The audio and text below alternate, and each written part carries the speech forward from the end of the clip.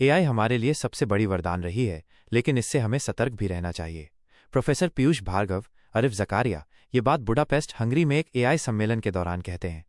यही बात special ops season 2 की कहानी का आधार है। आज का युग साइबर वॉर का है।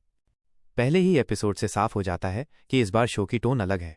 अब बात सिर्फ इंटेलिजेंस, जासूसी की नहीं बल्कि आर्टिफिशियल इंटेलिजेंस की भी है। कहानी दिखाती है कि आने वाले युद्ध सीमाओं पर नहीं बल्कि डेटा फार्म और डिजिटल दुनिया में लड़े जाएंगे।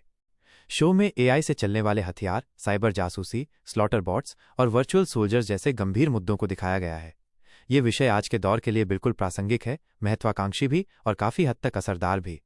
स्पेशल ऑप्स और इसके spin off special ops 1.5 the हिम्मत सिंह स्टोरी की सफलता के बाद निर्देशक नीरज पांडे इस दूसरे सीजन के साथ फिर लौटे हैं। इस बार भी कहानी राजनीति और एक जासूस की पर्सनल लाइफ के संघर्ष को साथ लेकर चलती है। अगर आपने सीजन 1.5 नहीं देखा है तो पहले उसे जरूर देखें, क्योंकि ये नया सीजन वहीं से शुरू होता है।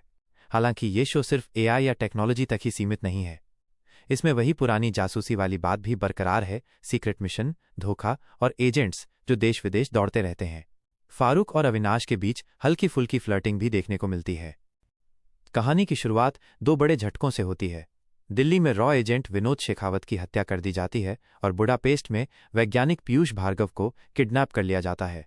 फारूक करण टाकर को काठमांडू से बचाकर लाया जाता है और अविनाश मुजम्मिल इब्राहिम को वियना से एक डेट के बीच में ही मिशन पर भेजा जाता है। फिर कहानी में एंट्री होती है सुधीर ताहिर राज भसीन की। वो जॉर्जिया में बैठा शास्त्रीय संगीत का प्रेमी लगता है, लेकिन असल में वो बहुत कुछ और भी कर रहा है। वही भार्गव के अपहरण और शेखावत की हत्या के पीछे है और शायद किसी और भी बड़े खतरे के। इसी बीच हिम्मत सिंह के मेनन की जिंदगी और उलझ जाती है जब उसके मेंटर सुब्रमण्यम प्रकाश राज की एंट्री होती है।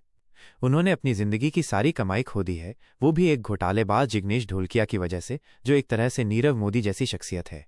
सुब्रमण्यम हिम्मत को अल्टीमेटम देते हैं, इस शख्स को भारत वापस लाओ वरना अंजाम भुगतो।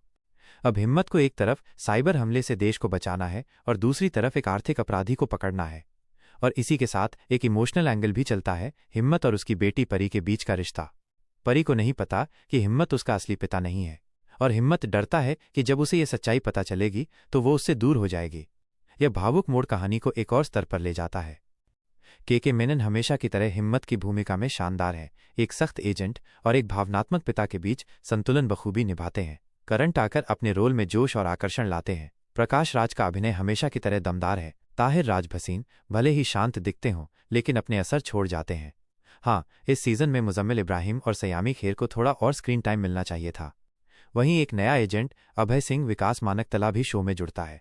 कम स्क्रीन टाइम के बावजूद वो छाप छोड़ते हैं।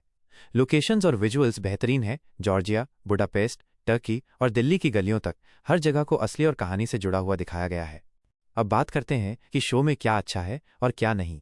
विषय काफी दमदार हैं, अभिनय भी मजबूत है और शो की स्केल ग्लोबल है, लेकिन कहानी की प्रस्तुति हर बार इतनी प्रभावी नहीं लगती। कुछ नए विचार तो लाए गए हैं लेकिन उन्हें ठीक से निभाया नहीं गया। कुछ एपिसोड में कहानी धीमी हो जाती है और एक साथ बहुत सारी सब प्लॉट्स जुड़ने से थोड़ी उलझन पैदा होती है। कभी कभी लगता है कि कहानी बस सीधे मुद्दे पर आ जाए।